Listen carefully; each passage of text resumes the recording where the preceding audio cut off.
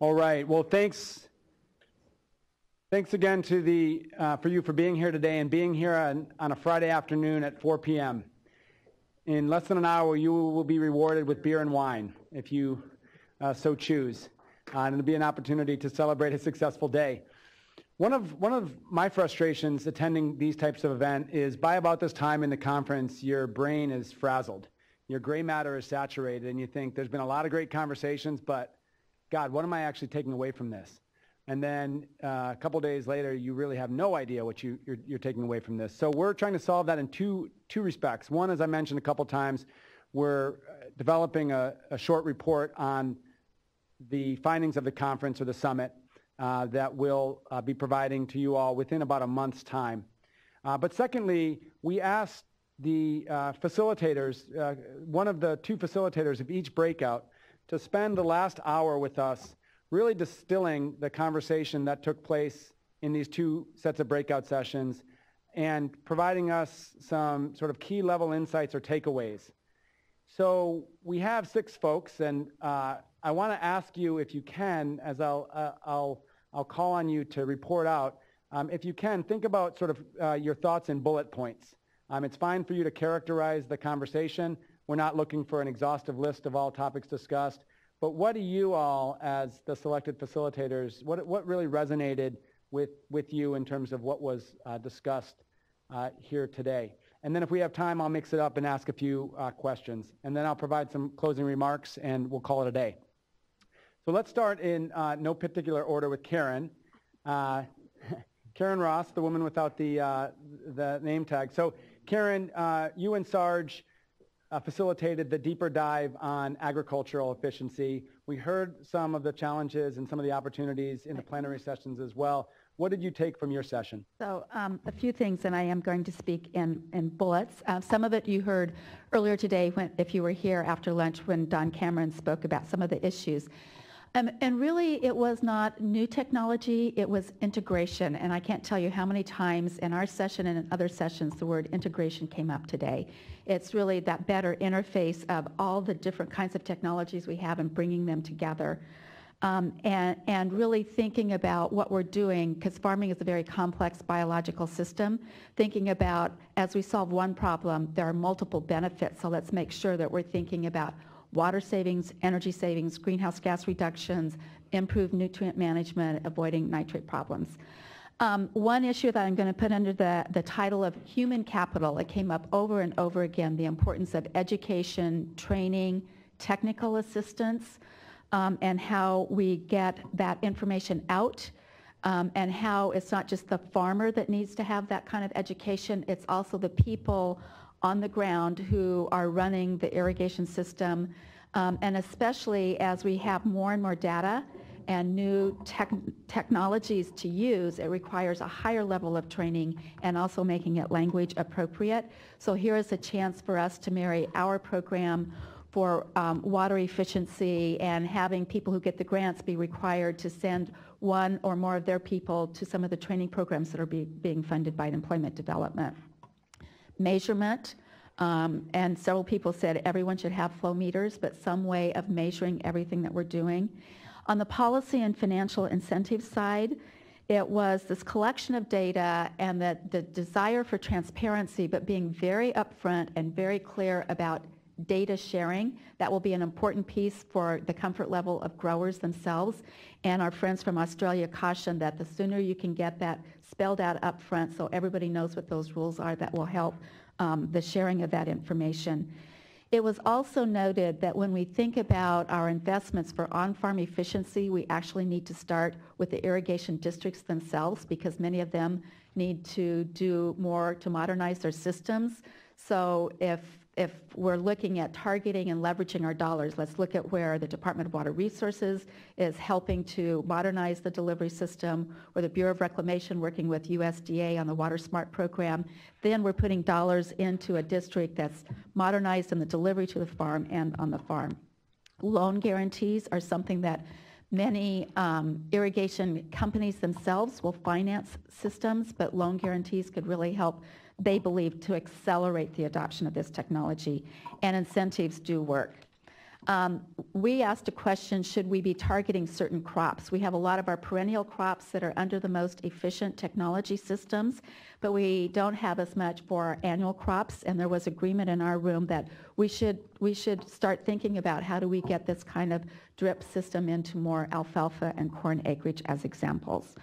And we had something that also came up in the ecosystem one. People would love to have a clearinghouse of what is all the technology that is available.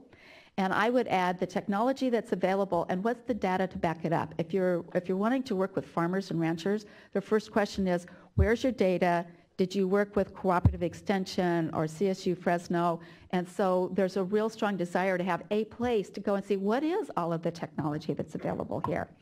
Broadband is our biggest barrier. We don't have it. We might think we do throughout California. Trust me, we don't. And the last one was very specifically coming out of this, let's do a strategic plan for a water technology program and try to do what you've done in energy. And work groups. There are people that want to bring their expertise to these conversations, and we should think about a couple of work groups and really drive the public-private sector partnership to come up with more actionable steps out of what we're doing here. And it was fun. We had a great group. And we needed 2 more hours.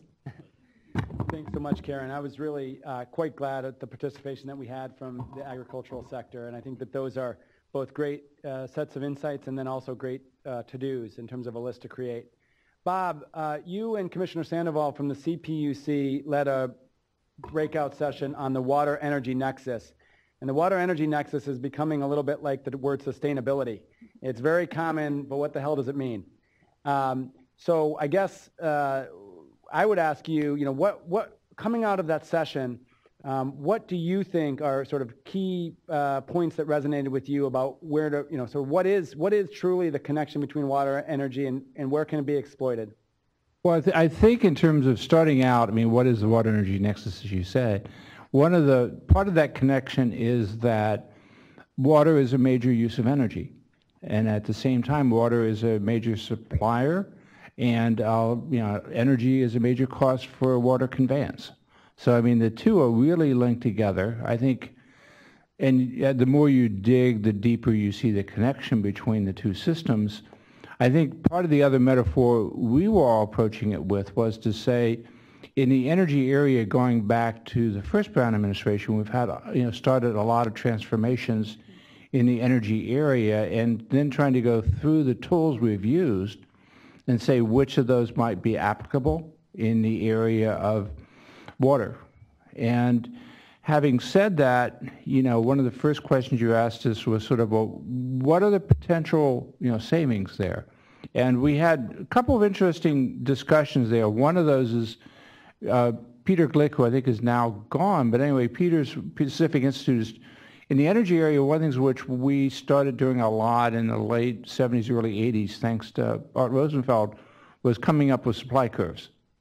And the basic notion is you would go through and say, well, energy efficiency is possible. Can you rank the potential and say this is how much at this cost, this is how much at that cost, and associated with different measures. And obviously, the more we have that sort of layout for the water system, the better we're going to be in terms of trying to figure out how to move forward. And, because presumably one of the things is the more efficiently we use water, the better. There's certainly alternatives and various other things we would do. But so that Peter said that the Pacific Institute will have out a report that does that. And of course, I'm sure everyone will look at it and say, well, this part's right, that's part. But again, in the energy area, God knows we're still fighting on some of those curves. So, but at least having a framework where you can try to figure out how to do sort of what's the least cost is very important. The other one we had a lot of conversation about was one of the things that Commissioner Sandoval is really focused on is looking at the energy embodied in moving water around. And part of the issue is that, basically, in terms of energy intensity, obviously cold water is different than hot water. And I guess, the statistic is I understand from GWO is about there's 18 times as much cold water as hot water. And, I think part of the question of energy intensity on that is, if you're moving cold water into, say, the LA Basin over the Tehachapi's, there's a fair amount of embedded energy. But it's interesting, the model that the PUC has developed, and it's out now for comment, talks about how different those numbers are. So that, yeah, obviously, the embedded energy in Northern California is different than Southern California. It's also different levels of intensity between, two different communities in Los Angeles, and so, factors of, she was saying it could be, say 100 times different. So that, again, is one of those things which is pretty interesting research, and at the same time, it's out for comment. Again, certainly, it's got a lot of modeling, it's got a lot of assumptions. People should dive in and try to see where that makes sense. But again, as you're trying to go through and say, well, where do you want to target stuff? Again, if you could look at it and say, well, this community has much greater embedded energy than the one next door, well, you want to try to go there. She was also saying, in terms of looking at end use, water use, that it's not necessarily a very homogeneous mixture. That the top 10 users are much greater use than everyone else, and among the top 10, going from number 6 to number 1, again, a lot of variability there. And so again, as you're trying to target stuff, you're trying to figure out, well, where's the best bang for your buck on the program side. And so that was one of the basic messages, is that, and I guess part of it is this classic stuff we all look at as say, well, we assume ag is 80%, urban is 20%, within the urban, outdoors 53%, indoors 47%. In terms of, again, trying to pull all that together into some sort of, here's your best opportunities going forward. We also had a pretty lively conversation about technology options, although frankly, that's part of what we're really doing here, and part of what I've been trying to do is much more process-oriented. I think most people have come up to me and say, really want to talk about the new X, and I've said, well, there's the wet booth outside, there's the team, there's Laurie, there's Pam, there's Mike Gravely. Let's get all the best ideas together. Let's run it through a process. We've lined up, some of the best and brightest of our university system to go through and vet those ideas. And they certainly deserve more than the sort of a 5-minute conversation here, but to set up more of that process. And as you know, one of the things we also posted was the information on the WET program. But again, I should point out to people, so part of the executive order is for us to set up this water energy emerging technology program. And so we've done a few things under our existing EPIC funds. We do research funded by the electric utilities looking at energy. And as Karen knows, we've found a couple of fairly interesting agricultural products that we could launch under that program, which we've done in May and started moving those out. And we have a poster board out there with like a half a dozen fairly innovative technologies. What we're trying to do is, if you look again at energy tools, along with trying to map out how we use energy and then how best to target stuff, one of the other things we've done is really try to figure out how to use technology to force things. And again, we have a chart out there that shows you refrigerators comparing and contrasting the 70s versus now. So going back to the first Brown administration, refrigerators are, your house are roughly about the same size as they were then. Probably have many more features now. They're much, much cheaper, and they also use much less energy. And so again, when you look at the chart, saying, okay, what you want is something that keeps your food cool. You don't necessarily want to just use a lot of electricity to do that.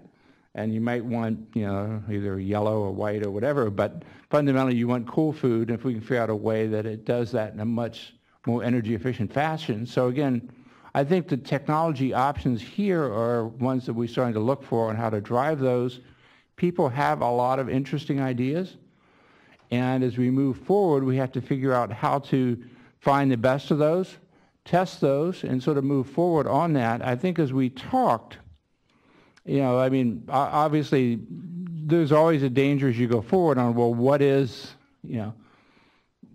the best technologies? And the reality is the program we're setting up, as you know, is about $30 million, which in terms of innovation in the water space is literally a drop in the bucket. But it's a start to get things going. I should say it's really aimed just at commercializing technology, something that's commercially available now that we want to move to scale. It's not really a research program. There are, but having said that, specific it sits in a broader context. We have similar programs for commercializing technology at DWR coming out of the water bond, again, which is looking very much at water. WET is very much looking at energy savings. Comes out of the greenhouse gas funds. In addition, one of the reasons that Commissioner Sandoval is really focused on this embedded energy is that, the PUC spends about $1 billion a year on energy efficiency. They spend about $300 million a year for low income. And if she could demonstrate pretty conclusively that saving, say, cold water in Los Angeles and a specific community has substantial energy benefits, then they should be able to access some of that other program funds. And, again, the number she was throwing out is, I think, it was like $300 million of unspent money currently in the low-income programs. And again, if we can start breaking that open, talking to people about, your last point about just how do we deploy some of these better technologies. And, of course, we come back to, again, we can put some money up for grants, test some of the stuff, and that provides some degree of verifiable data for people on what, some of the stuff obviously isn't going to work very well at the end, and some is going to work very well. And what we've done on the energy space with that is for people to be able to take those results to venture capital funds and then have them invest and go to scale. Now, there seems to be a fair amount of skepticism at this point on how much the venture capital funds are really interested in water as an area. Perhaps the drought will move some of that. But again, some of the innovative technologies we have helped already on, there's not a lot of venture capital interest. So that's something we have to figure out how to move that along. A couple more points. Okay, I'm actually getting close to the end, so that's good. I think in terms of pricing, maybe if the pricing stuff was clearer, or if there were very clearly some long-term goals, some of the things we've done in energy, like making the determination we're going to transform photovoltaics to rooftop solar into something of a commercial venture, setting some goals, similar with renewables.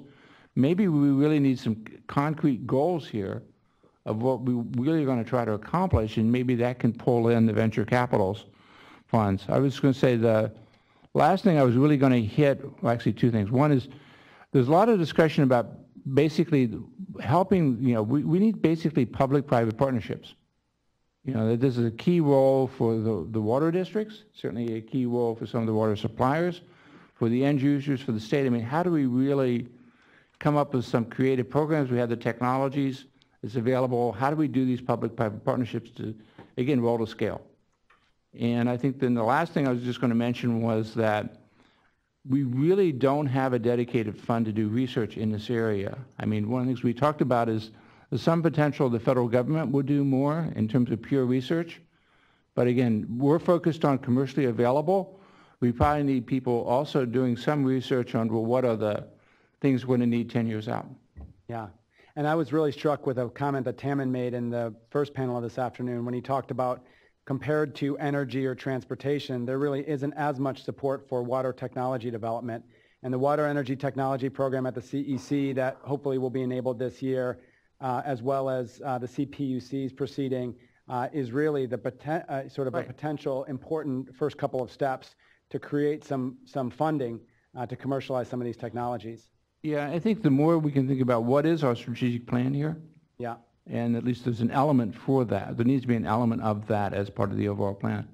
Yep, got it. Again, we're assuming that the drought is really the new normal. So the question is, should we be doing research that have potential payoff in 10 years? We could be on our next drought in 10 years, or we may still be in this one in 10 years. So, right, let's hope not. Right, exactly. Jeff, you and Bill Steele co-facilitated a panel this morning focused on new supplies, and we heard some on water recycling in that first plenary. Can you talk a little bit about what came out of the session that you all facilitated? Right, sure. So again, Bill Steele, the USBR Southern California office, was my partner. Thank you, Bill. We had a great session. It was very interactive. There was lots of ideas offered. And so we went through and asked the 3 questions that were posed to us. The first one was, what's the status of the technology?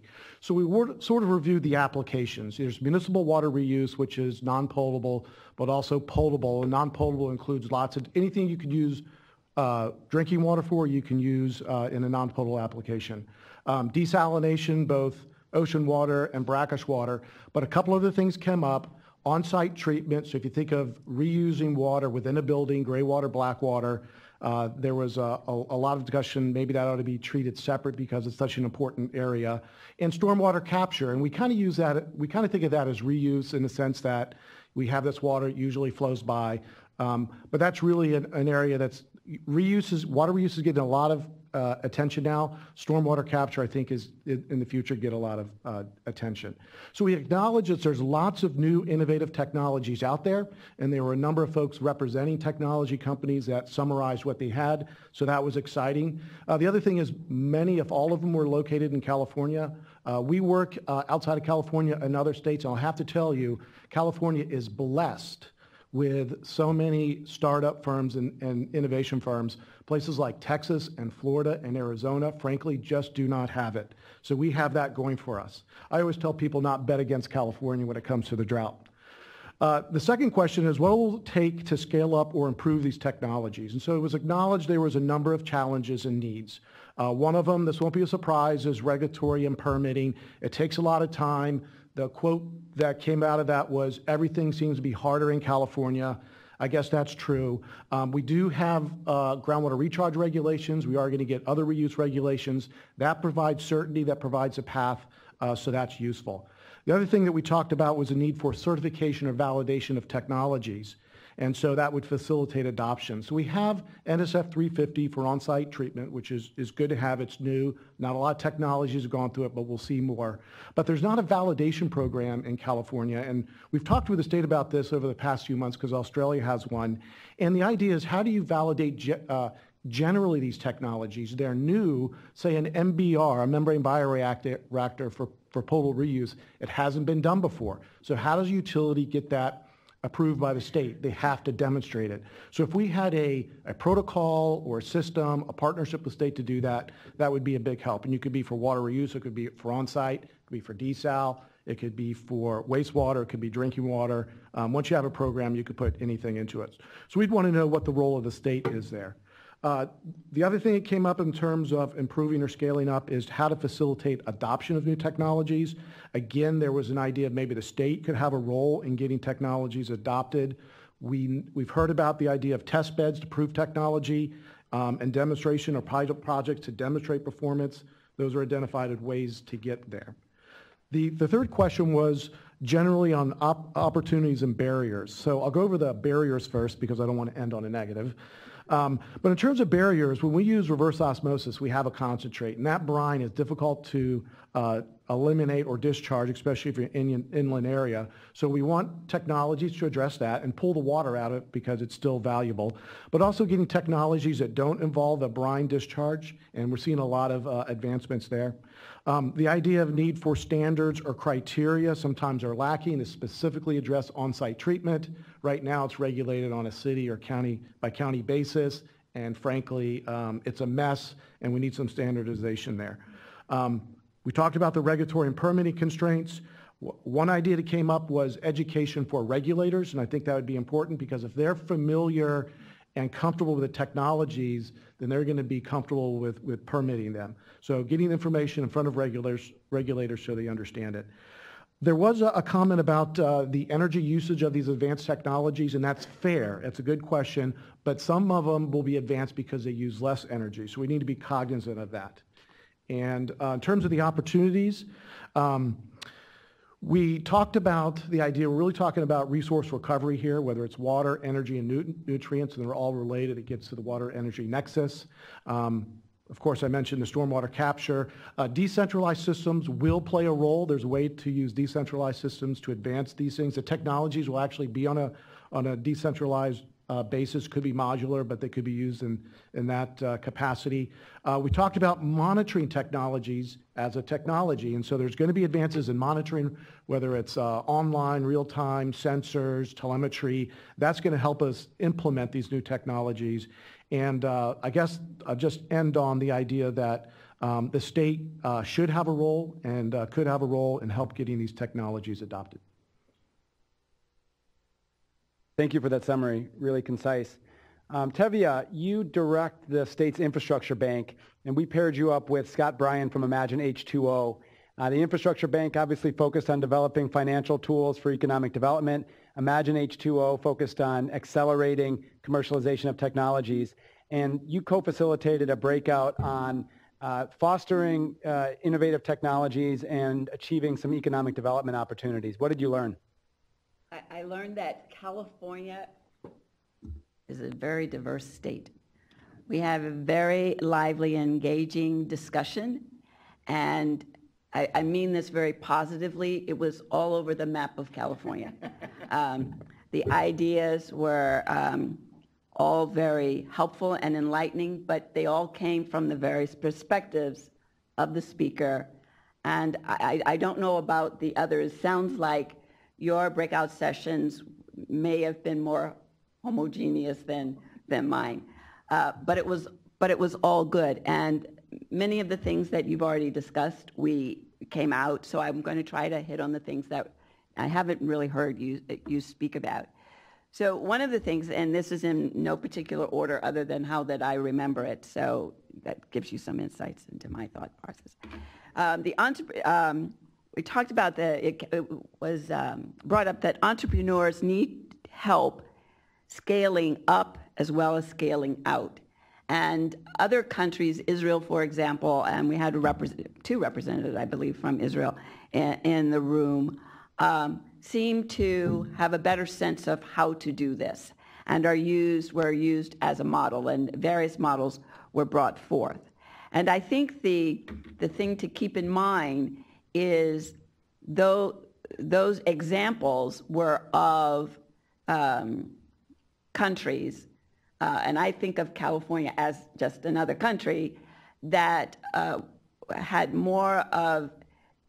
didn't have the diversity of the Central Valley and Southern California and Northern California, and the diversity of the participants in the room in terms of being both regulators, as best as I could tell, and entrepreneurs and advisors in the room.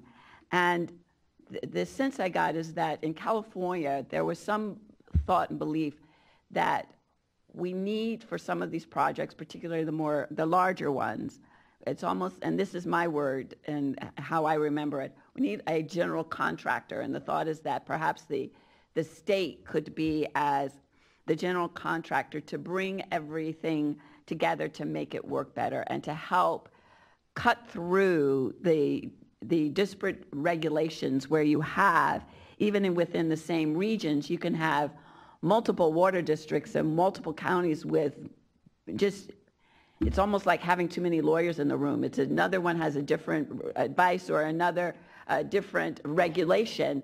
And the folks trying to pull this together are finding it impossible. And if they had a place to go within the state, or if there was someone identified as within the state to herd these cats or to bring it all together or to bring some semblance of reasonableness to the process, where there's someone who could be the general arbitrator and just say, okay, yes, this makes sense and we can waive this requirement or go with this. And I don't know that that exists in the state. I certainly haven't found it. iBank, I think we have more flexibility on things, although it was mentioned in the breakout session that we were too stringent on some things, so, you know, who knows. But it was trying to get California to work more like Israel and other countries in Australia, but not recognizing that we are different in that our region is different. We're larger than these communities, but we're still trying to get a handle on it. Let's see, going. I think I hit on that. Was brought up, this also demonstrates the different viewpoints in the room. So for a while we were talking about communities and the water needs and the projects, and it all seemed like we were all thinking the same thing and we were looking at it from the same lens. But someone brought up that communities are different, and some of them have access to capital and some don't, and that some communities, you know, they just don't have any water. I know at iBank we have water districts that have come to us that have 100-year-old water systems that haven't had any serious maintenance for, I guess, 100 years, which is a very long time. And they are in a different situation, those communities, and they tend to be the communities that are more disadvantaged in terms of income and unemployment. And what can the state do for those communities? And how can we bring these, this need, raise it up in terms of priority, because it's almost as though those communities are the less, are not being addressed. And then the thought is those communities are looking for grants, and is there other ways to think about helping those communities that are more disadvantaged and have a need more desperately than some of the other that I think were represented in the room, which led us into financing and the issues around financing and how to look at it. And we got into a discussion of, which showed another beauty of California and different viewpoints, is, you know, when I'm thinking financing, I'm thinking of a project. But some people, when they're thinking of financing, they're thinking of software, they're thinking of hardware, they're thinking, everyone's coming to the conversation from a different perspective, which I think is really important to always keep in mind, is that when you're answering a question, when you're asking a question and you're looking for an answer, recognize that there are going to be different answers to that question dependent upon who the speaker is, and that all of them are important to keep in mind and to be mindful of.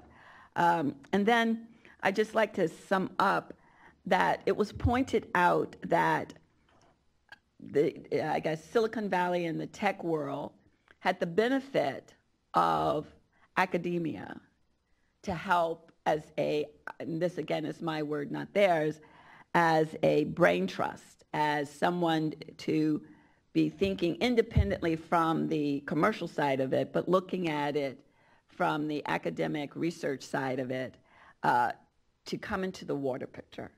And there may be folks, and so I didn't want to name any particular universities because there may be universities that are doing this that just weren't represented in the room. But I thought it was a good point, is that when we're grappling with these issues, and we call this water, right? But everybody's water issue is a different issue. Some water issues are around the drought. Some water issues are around public health. Some water issues are around the plans that the cities, the integrated management, water management plans that the cities have to pull together and plan for. And someone talked about the fact that they're planning for 3 years, and maybe they should be planning for longer. And the other thing is, I think we should just assume that we will have a drought in 10 years. We are going to have droughts. We've had several since I came in. I came about 25 years ago. So we're going to have droughts. What we want to be the case, the status at the time the next drought comes around, is that we're totally prepared for it, that we're not behind the line, we're not caught off guard, that we don't have some communities that have water storage and all planned and all set, and that the whole state is equally prepared. And I think that's what I took from it, is that everyone's trying to get to the point where when we have a drought or when we have a water issue, we have the resources that we need to get through it. But everyone, not maybe everyone, but many of the people who spoke seem to believe the state should take a leadership role in helping us through this. That's great. And I'll say that somebody explained to me the illogical hydrological cycle. That is, everybody focuses on what we should be doing on water while there's a drought, and then it rains, and that sort of dissipates. So, one commitment that the Brown administration has is to avoid doing that. And only time will tell on that. But we really want to use this, plus what science is telling us on climate change, as the wake-up call. So even if, God willing, we have a big winter next winter, even the winter after, this is a long-term project. I'll note, to reinforce what you said, that it does seem like the relationship between state government and technology companies on this question of policy and incentives is less mature in water than it is in energy, for example. When we talk to companies on energy, or that are developing energy technologies, they're pretty well aware of these state programs. Same thing for transportation, because these programs have been established over time. The clean tech industry in energy, for example, has associations that actually come to the state capitol and advocate on behalf of their technology companies. I don't know that water technology companies have that. So part of what we can do starting today, but then moving on in terms of next steps, is have more frequent conversation, deepen understanding of what the state programs are, so that technology companies can better understand how to utilize the state. But I'll be the first one to say that we in the state need to develop more of a strategic plan about how to advance technology and really think through, are we providing the resources that we should be? Are the programs the right programs? And ask ourselves those tough questions to develop a better program. So Chuck, you had you and Randy Fiorini led a very differently focused session, not on economic development or on how capitalism intersects with technology development, but really about managing natural systems. And so what insights do you take from the conversation around technology and managing natural systems? I would summarize our breakout by commenting on 4 action items or reference points, and then I have actually a challenge for the audience at the end. So the first thing I heard was history matters. And I do think this caused our breakout session to pause and reflect, in large part because the topic was introduced by a tribal member, former chair for a particular tribe, who encouraged us to not forget our past in a rush to build our future based on technology. And how do you square in the context of natural resource management, what is your ecological desired outcome, and capitalize on technology in a way that's very respectful towards that ecological outcome, and to not overlook this concept that exists in our profession called traditional ecological knowledge. So that was our first area of conversation, and I think from there we only became more reflective and philosophical, because you were in the room and commented in your perspective that this breakout was different than any other. The other breakouts, you see a 1-2-step technology sector, technology result dialogue. For us in the natural resource world, it's water, application of technology for the purpose of a response in a natural system, whether it's at a landscape scale, whether it's at a population scale for a species, or down to the individual animal. We have an added step that we ended up talking a lot about. Second comment, community. Because of that added step in our arena, we often find in natural resource decision making, the passion is extremely elevated. People bring their ideology, their core values to a question around the interface between water and fish, as an example. Water for in-stream use, water for consumptive use. And we ended up exploring what technology helps us in the decision-making realm break down those barriers. And I think we coalesced around a belief that visual display of data is an incredibly important aspect to technology, water, and natural resources, the ability to map out and translate stream flow or smelt population abundances into something people tactile. They can look at a map and see that their decisions, which are often hard, for example, with Secretary Ross's community, should I really trust Chuck's department and let a little bit more water be there in July? Well, if we can visually represent how that has an effect, it really does help. That's an arena of technology we could use help on. Third thing, recharge. We actually talked a lot about, in the natural resource world, whether technology can help in some way increase our supply. For example, cloud seeding came up a lot. But also, you may not know, we're sitting down here below our greatest reservoir, which is our Sierra and Cascade Headwater Mountain Meadows. And generally, they're in degraded state. There is a strong scientific hypothesis that if you restore those meadows over time, they'll improve the water quantity and quality benefits everywhere downstream. We need to both do that and then confirm that the investment of funds into that action produces the predicted benefit.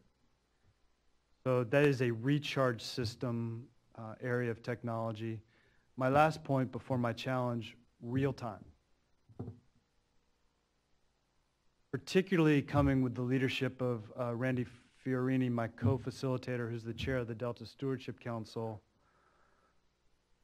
I'm at a departmental level using technology that's decades old. And it's costing us both for species and for water supply. So there's a whole suite of stuff that we're testing at a pilot level, like underwater cams. There's an emerging field around environmental DNA and how you put DNA monitors into decision-making structures. And a good example is something called hyperspectral remote sensing. This idea of visual imaging from above at a satellite level and mapping. It turns out when we have turbidity in the delta and the winter rains, we get turbidity blooms, sediment, we get these large flushing flows coming in. And the little fish like to hide in the turbidity because the big fish are trying to eat them. Well, as it turns out, if we're running the pumps of the large water operations very aggressively at the same time we have a turbidity bloom, the turbidity will bridge towards the pumps. Not good news for the little fish because they go down to the pumps and get entrained.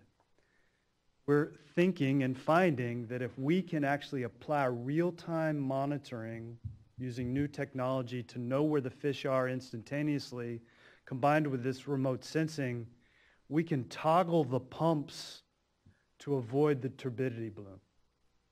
Get water supply benefit and you reduce mortality rates. But here's my real challenge, because Wade, you asked me as a sum up in the panel, I don't, my words, not yours, I don't totally get this panel because what's the real problem you're trying to solve towards? Do you need new technology? Do you need technology used more pervasively? Yes. But it turns out, at least I believe, and here's my challenge, we got a bigger problem.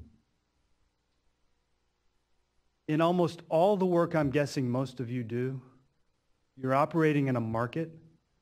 The market has components: idea, delivery, product, response, market benefit. Totally fine with that. Our world has a public interest, public sector good at the back end of this, our ecosystem. How do I monetize that in a way relative to technology and water that I can persuade the venture capitalists in the room? Get into our area at the level needed to really flip this switch. Nothing ventured, nothing gained.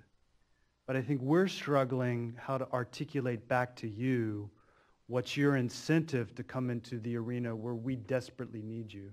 So my challenge is, If you're out there, if you really want to make a difference in the context of a state that has more biodiversity than any state in the union, number one, but also leads the nation in loss of biodiversity relative to using our water smarter, call me. So Max, you get to follow that. Chuck's always a hard act to follow. So you and Frank co-facilitated a deeper dive into technology and how it gets used by end users in the urban setting. What, beyond what we heard in the plenary, did you learn? Well, I actually want to go back to some of the things we heard in the plenary and throughout the day because they were really central to our session as well. And it's really two things. It's data and it's culture. But there's a lot packed into both of those. So with data, it's the collection of data, it's the use of data, and then it's the dissemination of that data, which can be separate from its use. We know that we're not collecting a lot of the data that would be really useful to have a better management system of water at the residential level, at the commercial level. Peter Glick, who was on one of the earlier panels from the Pacific Institute, challenged everyone in the room to recall when was the last time that the state did a inventory of water use in the commercial and industrial sectors. It was 1995. We have a long way to go to get the data that we need. And we've heard this, I think, throughout the day, and it was a theme in our session. Additionally, when we're talking about after the data is collected, how is it used? We heard good examples early on in the ag sector about, well, if the data is being collected, but it's not getting out to the person actually in the field, right? Then its usefulness is really, it's a lower value. That's true on the commercial, industrial, and in the urban side too. If data is simply being collected by a utility, but it's not available to the customer to change their behavior, then it's not as high value as it could be. And then finally, on dissemination of data, we know from recent experience that when we put water use data out there in the public, it generates a conversation and it helps people to understand what choices we're making and how we could do better. Our board has been collecting urban water use data for the last year now, and we've been making it available publicly every month. And that drives a lot of conversations. It drives media interest, it drives individual interest, it drives NGO interest, and there's a lot of discussion and then thought that goes into how to improve water use efficiency when that data is available and it's out there in the public. It really goes back to that old adage that you can't manage it if you don't measure it. So we know that we have a lot of gaps that we need to fill in the data world, and I think that's been a key theme throughout this day and really was central to our discussion. We also talked about some of the technology that is out there for data collection, in particularly on the metering side, advanced metering infrastructure, which is already deployed on the energy side of the house, but is not widespread in the water sector, and how do we get there and how do we do it effectively. So there's a whole large core of data that we really need to work on. The second aspect that we really focused on was culture. This goes back to something Tammin said in one of the earlier discussions, which is that we need good people motivated to get into this space. It really goes back to what Chuck just said, you know, that if you want to be here, call me, because we need all the talent we can get. And part of it is, that's about changing the culture. There's been a lot of talk about the need for public education and outreach around everything that we're trying to do, from agriculture to urban to ecosystem management. It needs to be messaged. People need to understand the value of water. The value of water that comes down from the mountains, the value of water for the ecosystem, the value of water to agriculture and for urban use. And the more we do that, and the more we understand its value and we message that, we're going to get better results, and we're going to motivate people to get into this space, both on the public side of things in government, but also into the private sector side of things in the investment community, because as has been noted, right? We're lacking behind other sectors in terms of the level of private sector investment. So it's putting all of that together. I think we get the public education, we drive the cultural change, we get good people, and then we're really hopefully on a path where we're getting to better decisions. We pair that with the data management, and then when the next drought rolls around, whether it's 2020 or 2025, because there will be a next drought and there will be a drought after that, we will be better prepared to respond and be resilient. Thanks, Max. Well put. I think I'll end these sort of takeaways with my own from the day, and really 5 related and maybe linear points, and I'll parrot some of the key sort of what I heard today. First is technology is a piece of the puzzle, but not the solution. So it's up to many of us to figure out what are the policies, the incentives, the training programs that actually drive technology to be deployed, but also to ensure that it gets utilized effectively. Second, California has some of the best-in-class deployment of technology in the world, but the average deployment by end users, be they agricultural districts, water agency, homeowners, factories, is probably less adequate than we would like. So while we have folks that are doing world-class work using technology, how can we scale up and broaden the use of technology? And that's, of course, made more challenging by the decentralized nature of our water system, both our urban water agencies and our agricultural users, our commercial, industrial, and institutional customers. So how do we broaden that technology development, increase everyone's literacy and use of technology in such a decentralized system? It's clear that state government has a role to play in this as a central authority. We can and should be more supportive of deployment of water technology. The question is how. So the 5th and final point was asked in, I think, Chuck and Randy's group is, what is the portal or what is the forum for the sort of subsequent conversations on this? Clearly there are subtopics within this broader issue area that need to be discussed more deeply, but then also what is the venue or forum for this conversation to continue to take place? It was our hope that the summit today would be a catalyst to really advance the conversation, bring a bunch of people together, a bunch of leaders together, cross-fertilize ideas, hopefully establish some business relationships among participants, but then get an idea around getting our hands around this, what we can and should be doing. And so really that's our next charge, which is to take the findings distilled here on our last panel, the discussion in all of the conversations today, and really develop a framework, a report on the summit with some potential next steps. And so that's what we'll do.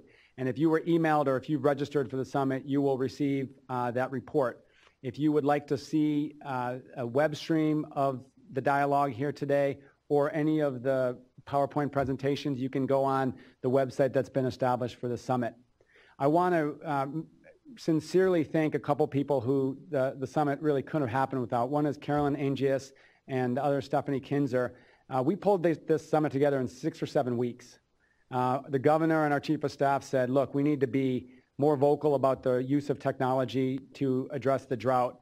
And at the same time, a group of state senators wrote us a letter, and one of their suggestions was, why not convene a summit on water technology? And so we said, we want to do it, but we don't want to be slow about it. The drought is now. We treat this drought like it's an emergency, like it's an earthquake or a wildfire or a flood. We try to move with that amount of urgency. So we pulled this together in 7 weeks, and it was Carolyn and Stephanie and the volunteers, from many state departments that actually made this possible. So sincere thanks to them. And then, of course, sincere thanks to Aqua and Imagine H2O, who have their financial support made the day possible, made attendance free, made everything fairly simple. So with that, I'll say on behalf of Governor Brown and our administration, thank you for being here. We appreciate your participation in this conversation. It's really the beginning of a dialogue. And please enjoy yourselves tonight. Thank you.